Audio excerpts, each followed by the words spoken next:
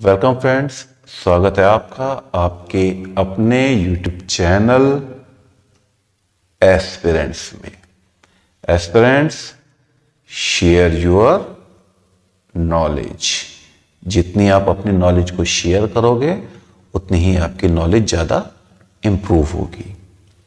आज जो टॉपिक हम कवर करने वाले हैं वो है the difference between national park, wildlife sanctuaries and biospheres. Topic बहुत ज़्यादा इंपॉर्टेंट है क्योंकि इंडिया में बहुत सारे नेशनल पार्क हैं, बहुत सारे बायोस्फीयर रिजर्व हैं और बहुत सारी वाइल्ड लाइफ सेंचुरीज हैं। पर दिक्कत कहाँ पे आती है कि हम इनके नाम तो रट लेते हैं, पर आजकल का जो एग्जाम पैटर्न हो गया है वो डायरेक्ट ना होके काफ़ी हद तक क्या हो गया है, इनडायरेक्ट हो गया। क्वेश्चन बिल्कुल डायरेक्ट नहीं आता, कंसेप्ट पे बेस क्वेश्चन आते हैं और हमको यही नहीं मालूम कि इन तीनों के बीच में बेसिक डिफरेंस क्या है। National park, wildlife sanctuaries and biosphere के बीच में जो बेसिक डिफरेंस है वो हमको नहीं पता। तो इससे पहले कि मैं आपको अलग अलग national park, wildlife centuries और बायोस्फीयर रिजर्व कराऊं, क्यों ना एक लेक्चर ये रख दें कि इनके बीच में बेसिक डिफरेंस क्या है, जिससे हमको कम से कम ये तो समझ में आ जाए कि ये चीज होती क्या है। और मैंने बहुत सारे वीडियो में देखा जिसमें क्या देखा कि ये तो बहुत अच्छे से समझाया गया है कि नेशनल पार्क कौन कौन से हैं, कहाँ कहाँ पर हैं, पर ये नहीं बताया कि नेशनल पार्क होता क्या है, ये किस तरीके से डिफरेंट है अपने वाइल्ड लाइफ सेंचुरीज से और बायोस्फीयर रिजर्व से। तो इस लेक्चर में मैं यही कोशिश करूंगा कि आपको ये कंसेप्ट क्लियर कर पाऊं कि ये तीनों आपस में डिफरेंशिएट कैसे करते हैं। चलिए फटाफट से टॉपिक शुरू करते हैं। अब सबसे पहले आता है हमारा नेशनल पार्क। तो हमारी एक ऑर्गेनाइजेशन है जिसका नाम है IUCN। IUCN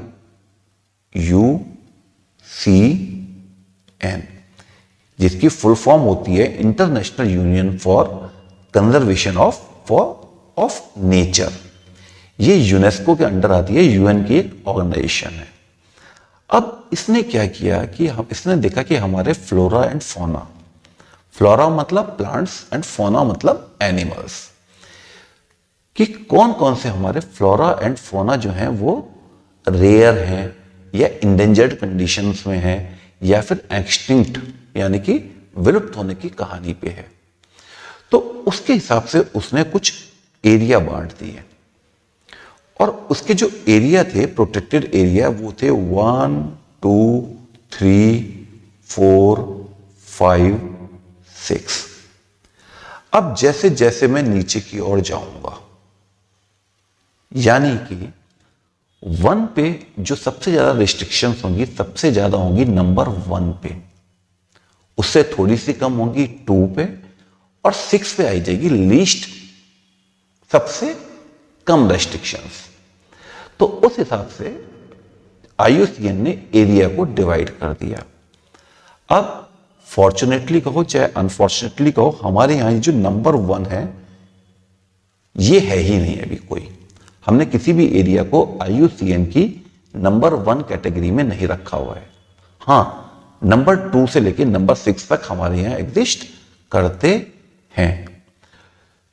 मतलब जो सबसे हाईली रेस्ट्रिक्टेड था, जिसमें सबसे ज्यादा रिस्ट्रिक्शन लगनी थी, नंबर 1, वो तो हमारे यहां है ही नहीं।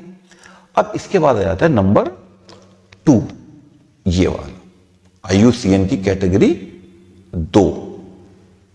इसके अंदर हमने रखा नेशनल पार्क को। तो ध्यान रखना, सबसे ज्यादा रेस्ट्रिक्शन इंडिया के अंदर अगर किसी कहीं पर है तो वो किस में है, नेशनल पार्क में है। कोई पूछेगा क्यों, क्योंकि ये IUCN की कैटेगरी 2 में आते हैं। इसके बाद आती है हमारी वाइल्ड लाइफ सेंचुरी।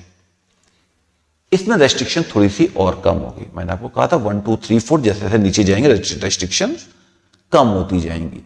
तो नंबर 4 में रेस्ट्रिक्शन नंबर 2 के कंपैरिजन में क्या होगा, थोड़ी सी कम होंगी।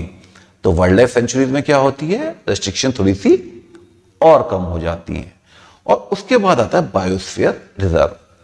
ये 1 से लेकर 6 तक किसी कैटेगरी में नहीं आता, इसके लिए हमने यूनेस्को ने एक अलग प्रोग्राम बनाया हुआ है। कौन सा प्रोग्राम बनाया हुआ है? MAB, man and biosphere, man and biosphere. अब ये प्रोग्राम एक अलग ही चलता है। इसके हिसाब से हमने क्या बनाए हुए, बहुत सारे बायोस्फीयर रिजर्व इंडिया में बनाए हुए हैं। बायोस्फीयर रिजर्व क्या होता है, क्या प्रोटेक्टेड एरिया होते हैं, क्या नहीं होते हैं, इसी वीडियो में आगे मैं आपको क्लियर कर दूंगा। पर जो पहला पॉइंट इनके बीच में डिफरेंस का है वो क्या है? नेशनल पार्क कैटेगरी 2 में आते हैं, यानी कि सबसे ज्यादा रेस्ट्रिक्टेड एरिया। उसके बाद वाइल्ड लाइफ सेंचुरीज कैटेगरी 4 में आते हैं, जो कैटेगरी 2 से कम रेस्ट्रिक्टेड एरिया है। और उसके बाद आता है बायोस्फीयर रिजर्व, जो MAB प्रोग्राम का, यानी कि man and biosphere reserve programme. ये बना था आपका 1971 में लॉन्च हुआ था, 1971 में लॉन्च हुआ था, जिस टाइम पे ध्यान रखना इंडिया और बांग्लादेश की, इंडिया पाकिस्तान की वॉर चल रही थी। किस चीज को लेके? बांग्लादेश को लेके वॉर चल रही थी, हम वॉर में थे। उस टाइम पर यह प्रोग्राम लॉन्च हुआ था। याद करने के लिए थोड़ा सा आसानी रहेगी, इंडिया पाकिस्तान वॉर मैप, ठीक है। मैन इन ब्लू, हमारी इंडिया की cricket team man in blue war में है। तब 1971 में तभी ये प्रोग्राम लॉन्च हुआ। अब जैसा कि मैंने आपको बताया था कि कैटेगरी 2 यानी कि national park highly restricted area है, तो इसमें कोई भी आपकी जनरल एक्सेस नहीं हो सकती। ऐसा नहीं कि आप घूमने फिरने चले गए। होता क्या, जैसे पार्क के बाहर आपने देखा होगा एक चौकीदार डंडा लेके खड़ा रहता है। कोई आदमी पेड़ पत्ते पौधे तोड़ेगा तो उसको गरिया देता है, बुरे तरीके से गाली दे देता है कि ऐसा क्यों कर रहे हो। तो उसी तरीके से नेशनल पार्क में बहुत ज्यादा रेस्ट्रिक्शंस हैं, उसमें कोई भी आदमी आसानी से नहीं जा सकता, पब्लिक नॉट अलाउड है। स्पेशल केसेस में कुछ लोगों को अलाउ किया जा सकता है, पर वो अलाउ कौन करेगा? वो करेगा आपका chief wild life warden of the state. बहुत ऊंची रैंक का ऑफिसर है, इजीली पॉसिबल नहीं है उससे परमिशन ले पाना, ठीक है।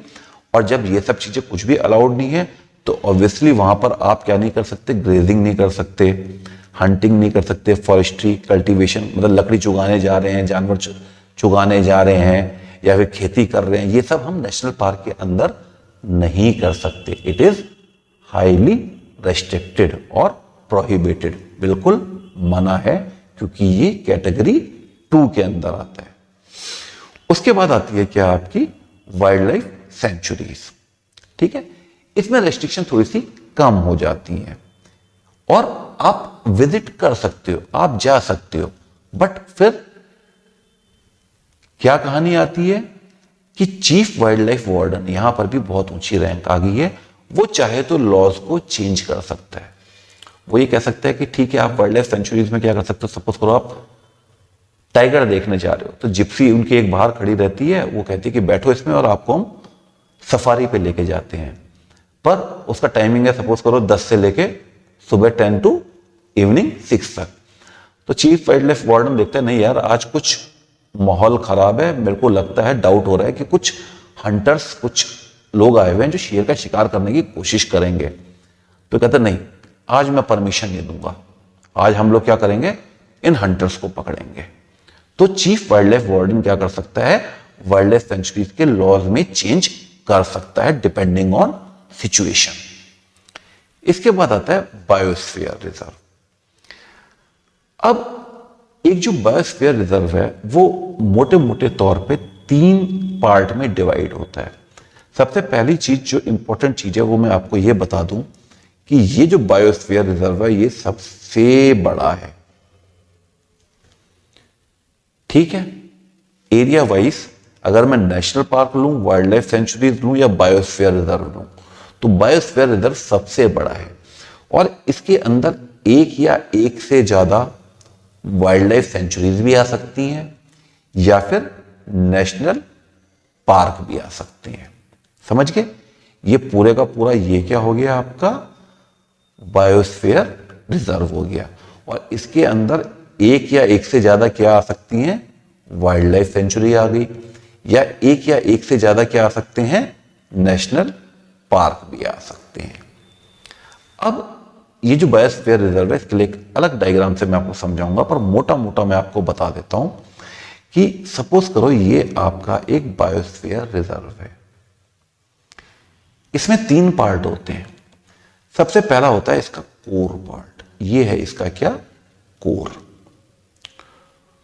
कोर में हम कुछ भी अलाउ नहीं करते, आप कुछ नहीं कर सकते, केवल वहां पर केवल और केवल क्या होगी, मॉनिटरिंग होगी। किसकी, जो भी वहां पे फ्लोरा एंड फोना है उसकी क्या होगी, मॉनिटरिंग होगी। उसके बाद ये जो अगला जोन आता है, ये वाला जोन, इसमें हम काफी कुछ कर पाते हैं और बहुत कुछ नहीं भी कर पाते। काफी कुछ क्या कर पाते हैं, जैसे इसमें ट्रेनिंग, एजुकेशन, रिसर्च, ये सब काम होते रहते हैं। और इसके बाद जो बचता है वो बचता है केवल क्या, एक बाहर का जोन।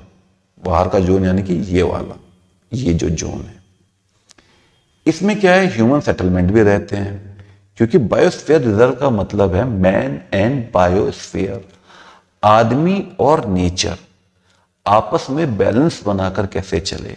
हमें बायोस्फीयर रिजर्व में डेवलपमेंट भी चाहिए, हमें सब कुछ चाहिए। वहां पे आदमी भी रहेगा, एनिमल्स भी रहेंगे, प्लांट्स भी रहेंगे, और आपस में को एग्जिस्ट करेंगे, एक दूसरे के साथ रहेंगे, एक बैलेंस, एक संतुलन बनाकर रखेंगे। ये चीज हमको कहां पर चाहिए होती है, मैन एंड बायोस्फीयर रिजर्व में। तो यहां पर क्या होगा, यहां पर ह्यूमन सेटलमेंट भी रहेंगे, कुछ वहां पर जो ट्राइब्स वगैरह रहती हैं, यहां पर वो ट्राइब्स भी रह रही होंगी, थोड़ा बहुत रिसर्च भी हो रहा होगा, थोड़ी बहुत ट्रेनिंग भी हो रही होगी, साइट सीइंग भी होगी, टूरिज्म भी अलाउड होगा। ये सब मैन एंड बायोस्फीयर रिजर्व में होता है। पर इसके बारे में जैसा मैंने कहा कि अभी आगे एक स्लाइड में, इसी के लास्ट में एक स्लाइड लूंगा जिसमें मैन एंड बायोस्फीयर रिजर्व को कंप्लीटली क्लियर कर दूंगा। पर आपको ये चीज याद रखना कि मैन बायोस्फीयर रिजर्व में 3 डिवीजन होते हैं, core area, buffer area and transition zone. पहला कोर, बीच वाला कोर, उसके बाहर बफर, और सबसे बाहर क्या, ये सबसे बाहर ये क्या है, ये है आपका ट्रांजिशन जोन है। अब इसमें हम किस किस चीज को प्रोटेक्शन देते हैं, तो सबसे पहली बात नेशनल पार्क, जो कैटेगरी 2 में आता है, जिसमें लोग अलाउड नहीं है। अगर जाना है तो चीफ वाइल्ड लाइफ वार्डन की परमिशन लेनी पड़ेगी। इसमें हम क्या चीज को प्रोटेक्शन देने की कोशिश करते हैं, फ्लोरा।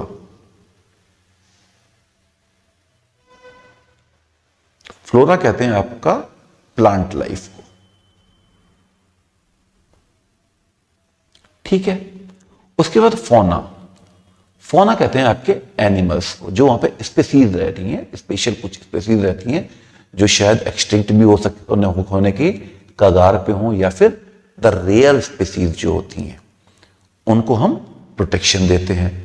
उसके बाद हो सकता है वहां पर कुछ हिस्टोरिकल ऑब्जेक्ट हो सकता है कोई पुराना आप कह सकते हो फोर्ट, किला हो, कोई पुरानी केव्स हो, तो उनको भी हम क्या करते हैं, प्रोटेक्शन देने की कोशिश करते हैं। कहां पर, आपके नेशनल पार्क में। जहां तक वाइल्ड लाइफ सेंचुरीज की बात आती है, नाम से ही क्लियर है कि हम यहां पर वाइल्ड लाइफ को प्रोटेक्शन देते हैं, यहां पर हिस्टोरिकल ऑब्जेक्ट्स नहीं आते। तो यहां पर क्या क्या आ जाएगा आपका, यहां पर एनिमल्स आ जाएंगे, बर्ड, इंसेक्ट, रेप्टाइल वगैरह, जो डेंजर में है या एक्सटिंक्ट होने की कगार पे हैं, या रेयर, दुर्लभ है, बहुत कम पाए जाते हैं। वाइल्ड लाइफ सेंचुरीज में हम उनको प्रोटेक्शन देने की कोशिश करते हैं। और मैन एंड बायोस्फीयर रिजर्व मैंने आपको बताया ही कि इट इज अ बैलेंस, ये एक बैलेंस है किसका, आदमी एंड नेचर। नेचर में आप एनिमल भी ले सकते हो और प्लांट्स भी ले सकते हो, कि ये आपस में को एग्जिस्ट कैसे करें, और डेवलपमेंट भी साथ में हम इस तरीके से करें कि हम फ्लोरा और फोना को हार्म ना करें। ये हमारे बायोस्फीयर रिजर्व का कंसेप्ट है।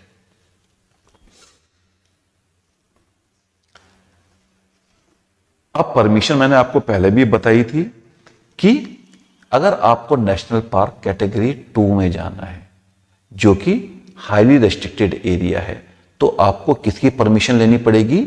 चीफ वाइल्ड लाइफ वार्डन की परमिशन लेनी पड़ेगी। केवल तब और केवल तब ही कुछ certain area of national park में आप जा सकते हैं।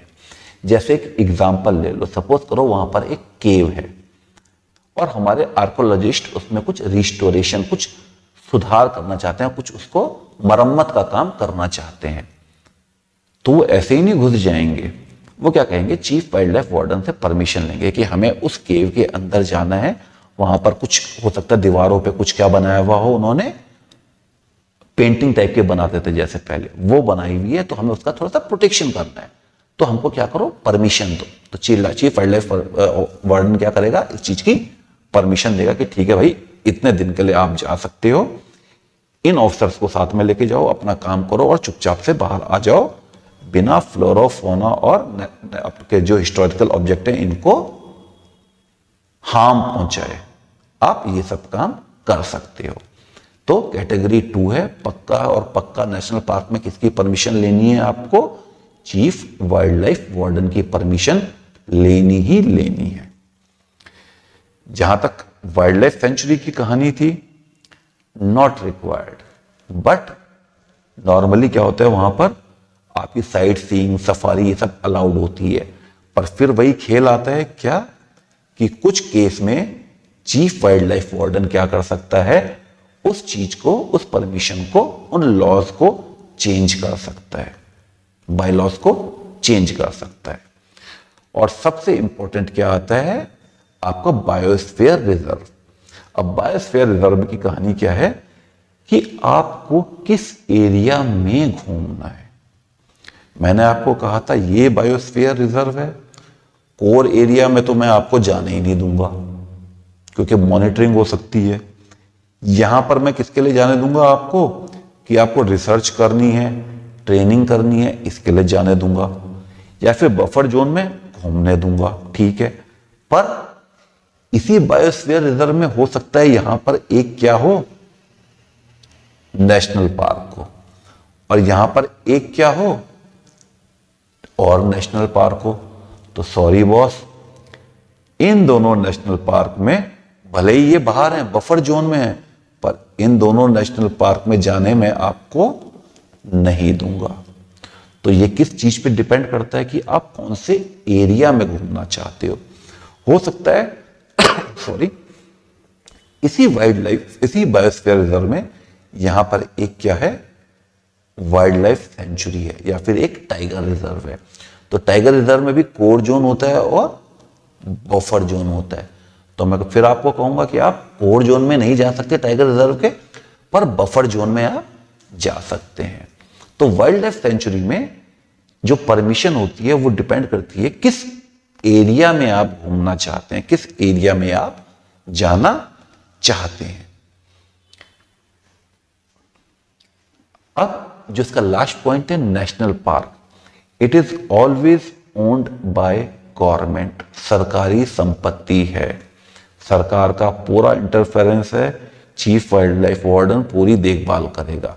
अगर आप सोचो कि मैं नेशनल पार्क की जमीन पे कब्जा कर लेता हूं, है ना, हमारे यहाँ कब्जा करने वाले बहुत लोग, जमीन खाली देखी तो एक झोपड़ी डाल दी और उसके अगल बगल खेती करने लग गए और उस पर कब्जा कर मारा। तो ये देखने के सपने आप भूल जाओ, नहीं कर सकते। चीफ वाइल्ड लाइफ वार्डन अगले दिन आपको जेल में डालने की अथॉरिटी रखता है, क्योंकि it is owned by government and clearly mark demarcation इसका प्रॉपर हो रखा है कि यहां तक, इस बॉर्डर तक, इन सीमाओं तक नेशनल पार्क है, इसमें आप नहीं आ सकते हो। जहां तक वाइल्ड लाइफ सेंचुरी की कहानी है, इसकी बाउंड्री जो होती है वो मार्क्ड नहीं होती। अब आप जंगल के शेर को बोलोगे कि भाई साहब आपको इस बॉर्डर के अंदर रहना है और इसके बाहर नहीं जाना है, तो आप समझ जाओ कितनी बड़ी बेवकूफी है। या कोई हाथी है, आपने कहा सड़कों पे निकल आते हैं कई बार हाथी, कई जैसे उत्तराखंड वगैरह में आप जाओ तो आप सड़कों में हाथी दिख जाते हैं, क्योंकि उनकी अपनी कोई सीमा नहीं है। तो आप कह नहीं सकते कि ये जो एनिमल है ये कहां तक मूव करेगा, ये उसकी अपनी मर्जी है। क्योंकि हम उसके इलाके में जा रहे हैं, वो हमारे इलाके में नहीं आ रहा है। जब हम उसके इलाके में इंटरफेयर करते हैं, जंगल काट के हम अपना घर बनाते हैं, तो वो हमारे इलाके में हमारे घरों की ओर बढ़ता है। तो पहली गलती हम करते हैं। इसी तो हम मैं कह सकता हूं कि वाइल्ड लाइफ सेंचुरी जो होती है, इसकी जो बाउंड्री होती है वो प्रॉपरली मार्क्ड नहीं होती, और ये गवर्नमेंट का भी ओन्ड हो सकता है और किसी प्राइवेट कंपनी ने भी ओन्ड कर सकती है वाइल्ड लाइफ सेंचुरी को।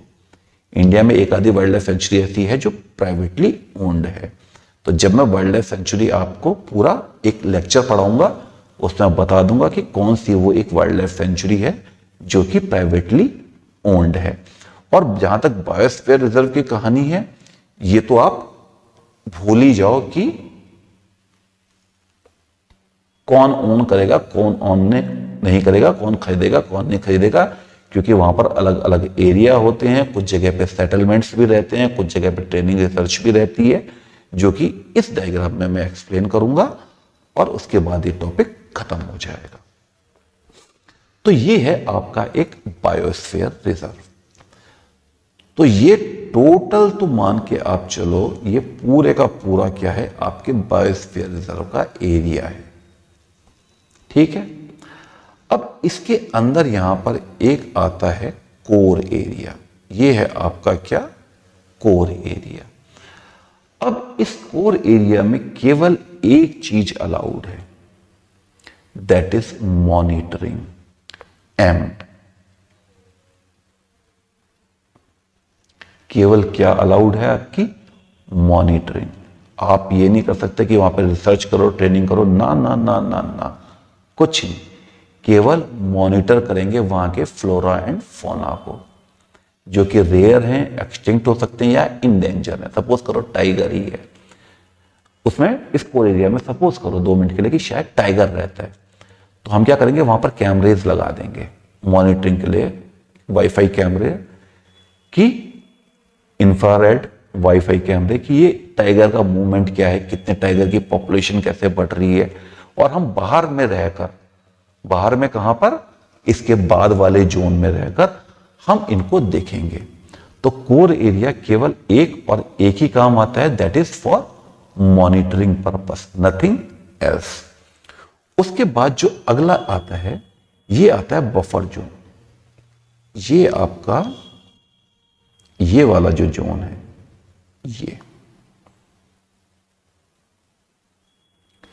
ये आपका है बफर जोन। अब इसमें हम क्या क्या करते हैं, इसमें हम एक तो करते हैं ट्रेनिंग, ठीक है। उसके बाद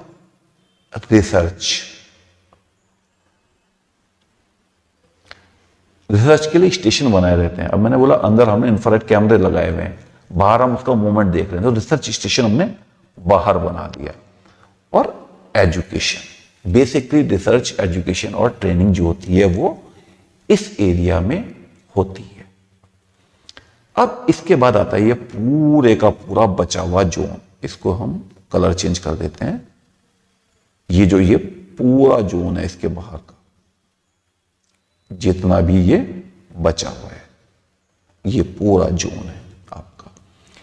अब इसको हम क्या कहते हैं, आपका ट्रांजिशन एरिया। इस एरिया में जब मैंने आपको बायोस्फीयर बताया था तो क्या बोला था, मैन एंड बायोस्फीयर, आदमी भी और नेचर भी, दोनों साथ साथ रहेंगे, कोएग्जिस्ट करेंगे और एक बैलेंस बना के चलेंगे, डेवलपमेंट भी करेंगे, but not on the cost of nature. Nature की कॉस्ट पे डेवलपमेंट नहीं करेंगे, पर डेवलपमेंट करेंगे। तो यहां पर हो सकता है कुछ ट्राइब्स रहती हैं, पुरानी ट्राइब्स रहती हैं, अलग अलग जगह पे जनजातियां रहती हैं, तो उनके घर भी होंगे। ये रहे उनके घर, छोटे छोटे घर हैं। टूरिस्ट आएंगे तो टूरिज्म भी होगा, यहां पर रिक्रिएशन भी होगा, उनको घुमाने फिराने का काम भी होगा। अब ये बेचारे जो ट्राइब्स रहते हैं, जिनका ये ह्यूमन सेटलमेंट है, यहां पर ये ह्यूमन सेटलमेंट है ट्राइब्स के, ये क्या करेंगे, ये यहां पे ग्रेजिंग भी करेंगे, कल्टीवेशन खेती भी करेंगे, सब कुछ करेंगे ये अपना काम, पर नेचर को हार्म किए बिना। और इसके लिए हम ये सब चीजों को ऊपर से मॉनिटर करते हैं कि कहीं हम नेचर को हार्म तो नहीं कर रहे हैं। तो जो आपका कौन सा जोन आता है, आपका ट्रांजिशन जोन आता है, उसमें आपका ह्यूमन रह सकते हैं, उनके ट्राइब्स रहती हैं नॉर्मली। और दूसरा क्या, टूरिज्म होता है, रिक्रिएशन होता है, ग्रेजिंग, कल्टीवेशन, फॉरेस्ट्री, सब कुछ यहां पर अलाउड है, पर एक लिमिट तक। इतना नहीं डेवलपमेंट कर दो कि अगर वहां पर टूरिज्म अलाउड है तो हम क्यों ना पूरे उस एरिया में 5 स्टार होटल ही बना दें, 50-60। नहीं, हम नेचर को हार्म करेंगे, तो हमें ऐसा नहीं करना है और हम ऐसा नहीं कर सकते। तो उम्मीद करता हूं कि इस वीडियो के बाद आपका जो national park, wildlife centuries और बायोस्फीयर रिजर्व है, इनके बीच का डिफरेंस काफी हद तक क्लियर हो गया होगा। कैटेगरी 2, 4 और MAB programme, man and biosphere programme, आप ढंग से समझ गए होंगे। अब इसके बाद, ये समझने के बाद, अब मैं आपको आराम से अगले टॉपिक करा सकता हूं, जो क्या है, man and biosphere reserve in India, national park in India और wildlife sanctuaries in India. तब आपकी समझ पूरी आएगी। टॉपिक बहुत इंपॉर्टेंट है, ध्यान रखना। हर एग्जाम में 3, 4, 5 क्वेश्चन, शायद लास्ट ईयर यूपीएससी में 7 क्वेश्चन इस पूरे एरिया से बन गए थे। तो इस टॉपिक को थॉरो करके बेसिक से कंसेप्ट वाइज समझ लेना। अगर चाहिए तो ये मैंने आपको दे दिया, इसका एक स्क्रीनशॉट आप ले सकते हो, आपके काम आएगा। अगले वीडियो तक के लिए जो होगा क्या, हमारा biosphere reserve in India. Thank you very much. फिर मिलेंगे ब्रेक के बाद। बाय।